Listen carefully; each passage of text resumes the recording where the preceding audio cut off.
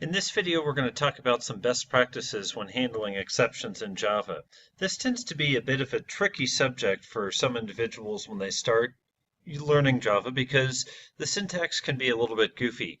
So in this video, we'll talk about what exceptions are, and then we'll show some examples and what might be a follow-up video to this. So an exception happens when something goes wrong, and we generally classify them into two different categories in Java. A checked exception is when something happens because of an activity that you've taken in your program. In other words, you're likely to get a file not found exception if you're trying to open a file or write to a file. That's a distinct operation that will throw a file not found exception. You wouldn't get that if you were just prompting the user or sending something to standard output. You would get it only when you're trying to access a file. A SQL exception is similar because you'd only get it when you're trying to connect to a database. So in these cases, these are considered checked exceptions where Java requires that you make some decision based on what could go wrong. So it requires that you have a plan to handle something going wrong. So if the file's not found, what do you do? Do you tell the user maybe there is no file at this location, or do you go to a different location? If there's a SQL exception, or you're unable to connect to the database, how do you handle that? Java requires that you think about that by providing checked exceptions. Unchecked exceptions should be prevented, but are not specific to a context. In other words, a number format exception happens when you take a string of data and you try to convert it to a number, but the characters inside that string are not actually a number. Array index out of bounds exceptions happens when you try to access an index of an array that does not exist. For example, I'll run to our NetBeans project that we were using recently, and you might recall that we have an array that we're declaring up here called trips. We're initializing it, the first dimension, to 100. Well, what if I tried to access element 101 or 102?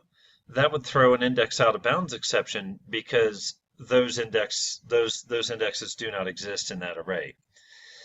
Okay, now what do you do with exceptions, or what does an exception look like? First of all, we'll have a try block, and by block, recall that means we have open curly and close curly. Anything that might throw an exception belongs in that try. Now there's the catch block that follows the try and has a syntax that looks like this. This is where you say, if something goes wrong, I'm going to handle it in this catch block. Now, that's if you're going to handle the exception locally, and we'll talk about some best practices for that in just a moment. You have another option, though, which is to throw an exception back to the method who called you. And if you do that, you're leaving the responsibility of fixing this exception or remedying the exception or working around the exception to the method that called you. In that case, we'll have a syntax that looks like this. We'll add throws exception to the method signature to indicate that this method will throw an exception. And then the point where we want to throw the exception, we use this kind of syntax, throw E. So you see two ways to handle an exception. One is to catch it, have a catch block, which will handle it. The other is to throw it up to the method that calls us and let that decide how to fix it. Okay, some good exception best practices. And I put a flow chart together that explains this just as well. So basically, if we get an exception, if something goes wrong, let's ask ourselves, can I handle it locally? Do I know enough about this exception to handle it locally? If so, then we want to implement a try-catch. Try and line this guy up a little bit. There we go. Okay, if I cannot handle it locally, if it's something where I don't know the answer to it, then I'm going to ask, am I in the UI layer? If I'm not in the UI layer, I'm going to throw the exception up. And it will go up until it hits a method that's in the UI layer. So now let's take a look at, am I in the UI layer? And let's say, in this case, yes. If I'm in the UI layer, then what I want to do is show a message to the user depending on the exception. We don't want to give the user too many details, but we might want to say, sorry, I cannot access your data right now, please try again later. Or something to that effect that just lets the user know that the software cannot operate fully at the moment.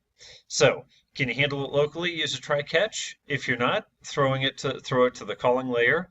If you are in the UI layer and you cannot handle it locally, inform the user of the error but don't give too many details. Number one, it's confusing. Number two, you don't want to arm someone who might be trying to hack your system. Okay, some things we don't want to do with exceptions.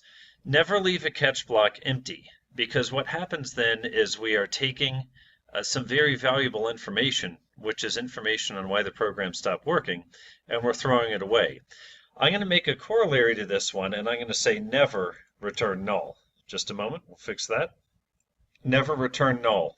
This is one that I see a lot when I'm grading projects, and this is a major no-no. Because in that case, if you return null, you're probably going to get a null pointer exception, which is going to be an even worse exception than the one that you just caught, because null pointer exceptions typically carry very little information about what happened. So if you catch an exception, you get a lot of good information about why the exception happened. If you throw that away and just return null out of the catch block, then you're throwing away all that very good information. I recommend against using system out print line. System out print line is what I see when someone doesn't know how to debug, to be honest with you. So I would prefer to use the debugger. In a running program, I would use true logging, like log4j logging, where we can set thresholds with our messages. We can say a message is fatal because the program's crashing, or there was an error, or warn, or info, or debug. We can give our messages actual different priority levels, which is something we can't do with system out print line. Don't just catch to rethrow. Sometimes I'll see a catch block that immediately rethrows an exception. I'd advise against that because just don't put the try catch in there and the exception will automatically rethrow. For try blocks, don't make them any longer than they need to be. In other words, don't make the try block the length of the entire method. This is another important one. If you have code that requires the try block syntax to work, then keep it in the try block. A lot of times I'll see something like a try block where somebody is opening a file, and then there's the catch, and then immediately after the catch, there's some operation related to that file. Well, if there's an operation that depends on that file properly being opened, then it should be within the try block itself. So that's an overview of exceptions. In the next few videos, we'll take a look at some examples. I'll see you in those. Thank you.